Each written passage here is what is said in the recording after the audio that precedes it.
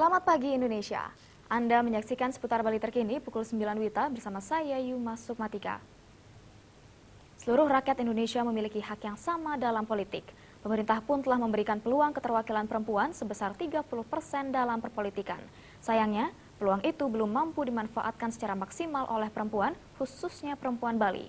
Biaya politik menjadi salah satu faktor yang mengganjal 30% keterwakilan perempuan. Negara yang telah memberikan hak yang sama bagi seluruh rakyatnya, baik laki-laki maupun perempuan dalam politik. Terbukti, pemerintah telah memberikan keterwakilan perempuan sebesar 30% dalam perpolitikan.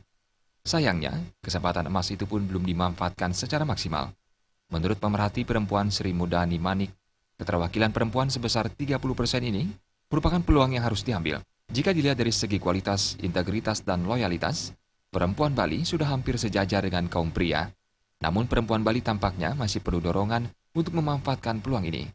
Sesungguhnya banyak isu-isu tentang perempuan yang belum mampu diselesaikan secara maksimal ataupun tuntas begitu. Tetapi kalau kita mau jujur, kita melihat dari sisi kualitas, perempuan itu hampir sejajar dengan laki-laki. Menurut Sri Mulyani Manik, di satu sisi, perempuan Bali yang sudah berani melangkah ke kancah politik tidak boleh puas di satu titik. Mereka harus melakukan investasi sosial yang manfaatnya bisa dirasakan oleh masyarakat. Kalau kita bisa berinvestasi sosial di situ dalam proses yang benar, mengikuti mekanisme, apalagi bersih begitu ya, hasilnya betul-betul mampu dirasakan oleh masyarakat secara berkelanjutan, itu saya yakin, percaya 10-15 tahun ke depan ini masyarakat cerdas. Masyarakat tidak akan mau disogok dengan uang, yang bahasa kerennya money politik, tetapi dia akan melihat siapa figurnya, apa yang sudah dilakukan, bermanfaat tidak, dirasakan tidak untuk kepentingan masyarakat luar. Disitulah akan menimbulkan sebuah magnet bahwa figur ini, sosok ini memang layak sebagai pemimpin seperti itu. Jenny dan Kadik Suantara, Bali TV.